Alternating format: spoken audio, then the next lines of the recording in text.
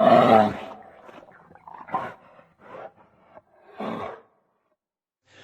to Gaming with Bare Hands. I am Bare Hands, and today we're going to run a quick overview of me finishing up the Bandit challenge. You can see our progress. I did it 4 times. The first 2 were decent. Wasn't really happy with my performance, but we still got, 6, 7 wins. Not horrible.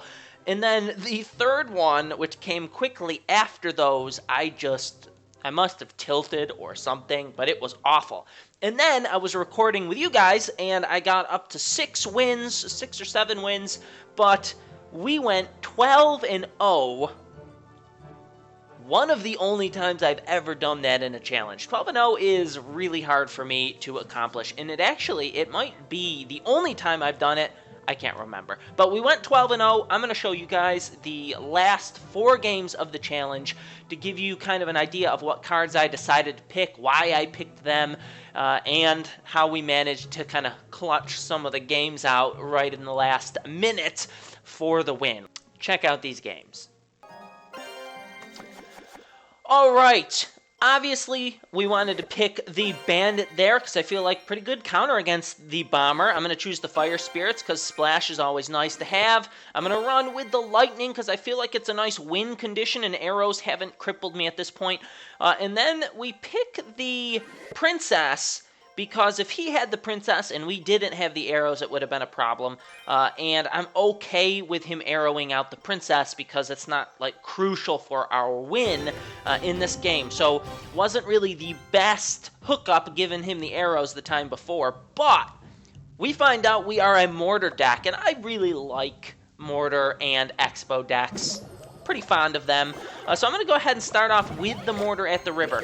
Maybe not the best play right out of the get-go, but it works pretty well at scouting out what he has. He's running a Lumberjack. He's running the Dark Prince. I get the Princess down, block the Dark Prince with the Miner here. All in all, a pretty solid defense, and we have quite a few units on the field. And we were equal elixir, so we did some good trading there. He goes ahead and wipes the rest of it out with the arrows, but that puts us ahead in elixir.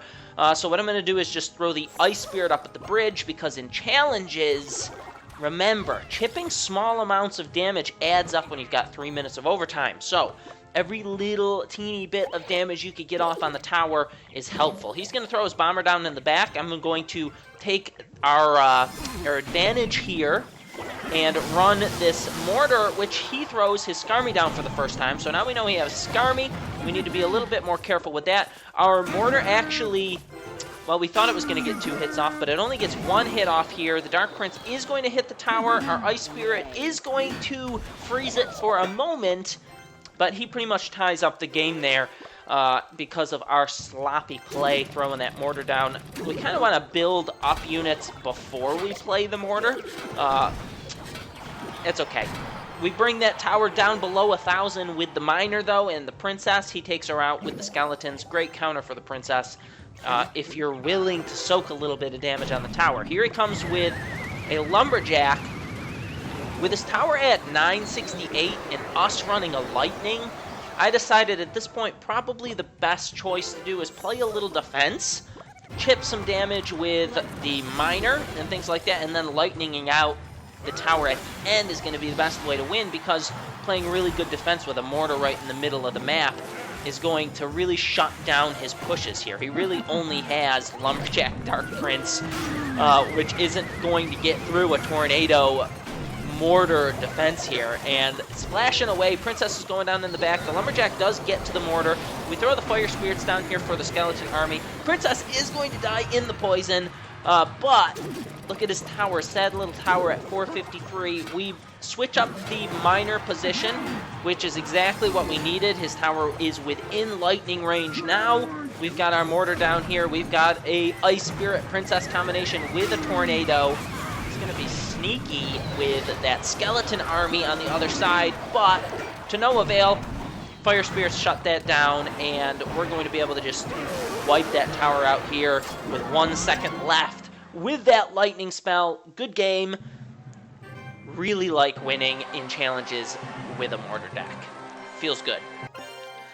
Okay, this game against Perkin, hardest choice of the pick was whether or not to take the fireball or the poison. I'm going to choose the poison because I've been running it, so I'm a little bit more comfortable with it right now. And then I'm going to choose the giant because I know I can tank and spank that wizard with the giant. Not really caring about those arrows. Well, I am caring about the arrows. I'm going to choose the arrows instead of the bomber and then go with that bandit because the bandit behind the giant I feel like would be a really cool combination here. And he's running Prince Minion Horde, so thankfully I take the arrows and he gave us the Royal Giant. So we're running Giant Royal Giant.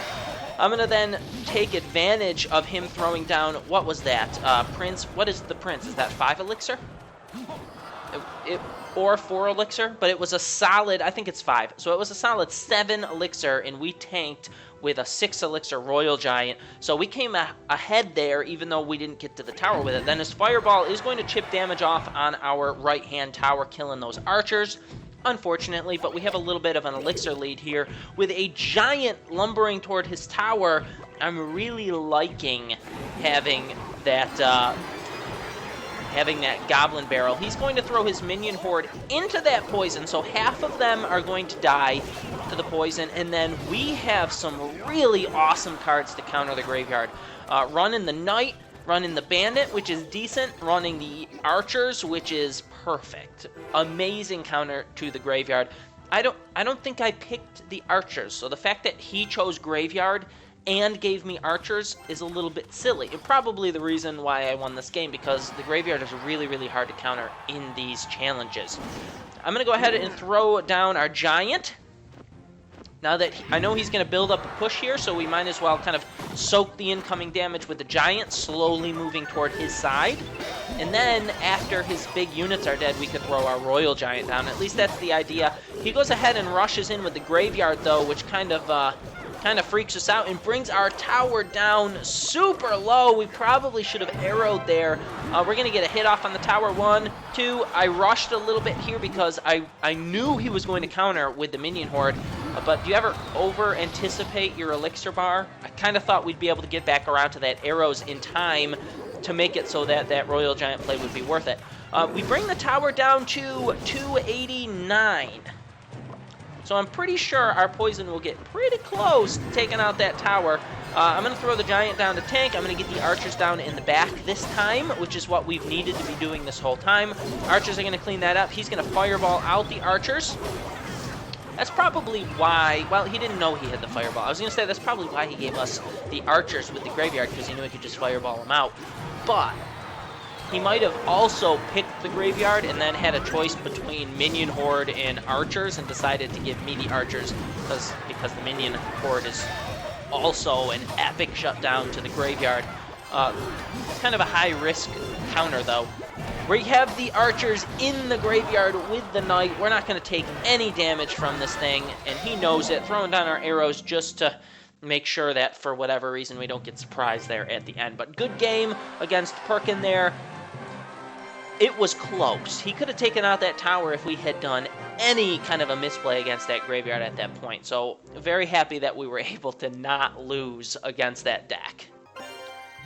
Okay, this game and the next one get a little bit crazy. I'm going to go ahead and pick the Fire Spirits because it's a direct counter to the Skeleton Army, and then same idea of last round, pick the Giant over the Wizard because we can tank and spank. I'm going to go ahead and take the Bandit because I feel like the Bandit's going to be really helpful against the Dark Prince Wizard. And then I did give him the Skeleton Army, but a nice win condition is that poison, and the log doesn't completely kill. Like if I had the Skeleton Army, giving him the log would have been a positive elixir trade against that. So I didn't feel too bad taking the poison to deal more damage to the tower. And having that poison with the giant going in there will kill the Skeleton Army if he puts the Skeleton Army down too close to the tower. So he's going to throw a Lava Hound down. We're going to have our giant coming back here, and he has given us Sparky, which I commented yesterday. Sparky is my least favorite card to get in these challenges because I feel like, man, you just get hurt when you have Sparky. But maybe not this round. Check it out. Dark Prince is going to go down. Sparky is doing work. Sparky is going to hit the tower and take it out. Charge back up. Take out the goblins. Charge back up. His Lava Hound pops, and our Ice Wizard, look at that, killed the princess and hit the tower. Charge up again. Hit the tower again. I would like to see exactly how much damage that Sparky just did. Holy cow, maybe I should calculate that up. That was an insane amount of damage. We're going to throw another Sparky down here. A little too quick there because he counters it with the Skeleton Army, so that was a huge misplay on our part because I knew he had the Skeleton Army. That was just foolishness, but we got a little bit greedy there. We wanted to rush that tower. But his tower's down to 898. He's got his Lava Hound coming in here. I'm going to go ahead and just throw our Giant here to help us defend whatever he plays against us here with the Lava Hound down. And then I'm going to start throwing down some units to deal with this stuff. He's backing it up. I throw the Bandit way too far up. Better throw her back so that she can get that charge hit. And the Wizard started targeting her. So two pretty big misplays right in a row there. We throw the Poison Spell down. His Dark Prince is going to get in here to the tower. The Wizard is not going to die in time, and he's gonna take out our tower. And that is a real shame because we had a huge advantage at this point. And now I kind of know, look, we got to take out his King Tower. We gotta erase all of these mistakes and just go for it. I know the Skeleton Army is coming, so I throw down the Goblins to clean this up while we move in here. As Log's going to take out the Goblins. We get our Miner down up there against the tower. His Goblins are going to do a good job of shutting that down with the other tower, and now he's within poison range. We're not going to wait around for the poison, though. We're going to start rushing in, force him to play cards to counter. We throw our Miner down. Again, he gets his Goblins a little bit too far over to the side. Wouldn't have mattered anyway because we were cycled back around to the poison, and we take that tower out. Sparky MVP that game, which doesn't happen a lot for me, okay? Doesn't happen a lot. All right, last game, we're going to go ahead and pick this Ice Spirit instead of the Spear Goblins because it's a counter. We're going to go ahead and pick the Valkyrie because we have the Ice Spirit. We're going to pick the Log because the Log's better than arrows in a lot of instances. And then I'm going to pick the Archers because they'll counter that Inferno Dragon pretty soundly. And we've got the Log for the Witch, so we have a pretty solid defense against everything we gave to him, which is what I like to see. It's kind of like I gave him exactly what I'd want him to have with the cards that I have. And then loads up, and check it out, we have Sparky. What in the world? He's going to go ahead and throw down Bandit, Ice Spirit, Spear Goblins, and we're going to drop an awesome counter with the Valkyrie right in the middle there with the Valkyrie and shut all of that down. And now he's got an interesting play style with this bomb tower. He's going to throw the bomb tower up at the river, and then he's going to throw a mortar down behind it, and he's going to keep doing that, and it almost works. Something interesting happened this game. Blew my mind. We'll wait until we get there, but let's go ahead and throw down this Miner. He gets that mortar down, so I'm not going to throw the Miner down. Am I? Am I? Am I not? Am I? I'm going to throw it down back behind his tower. The mortar's locked on to our Goblin spawner, unfortunately. Not horrible, because the Goblin spawner is going to take a little while to die, and the mortar is only 1 elixir less than it. We're going to get the Dark Goblin down to just decimate that mortar before it can re-lock on to the Dark Goblin in time. So kind of kamikaze there into the mortar. And then I kind of want to build up a push here. So let's get Sparky down. Sparky gets hit one too many times because he's going to go ahead and throw his arrows down here and kill Sparky. Would have been awesome if it didn't die. And then look at what is he doing? Look at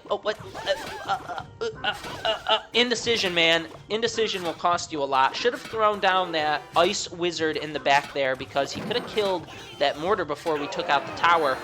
But we end up taking out the tower. I think that's kind of one of those instances when you're like, surely these little units aren't going to take out the tower. And then you're sitting there like, oh man, I've let it go this far. I better just wait it out.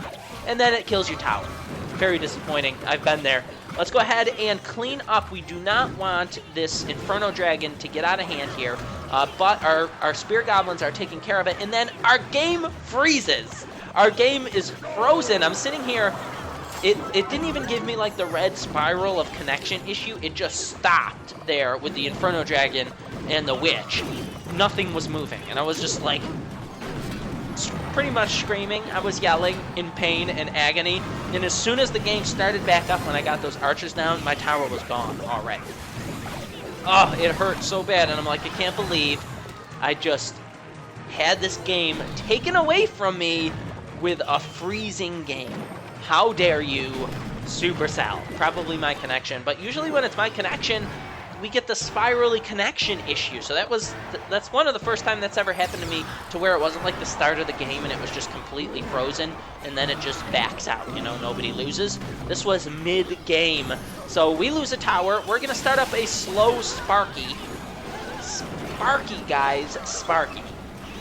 Sparky's lumbering toward the tower. All of that stuff over on our right-hand side is going to get taken care of. He's going to throw a mortar down to tank a Sparky shot before Sparky has crossed the river. So maybe not the best play on that part. He's going to arrow. The arrows is barely going to allow my Sparky to hold on.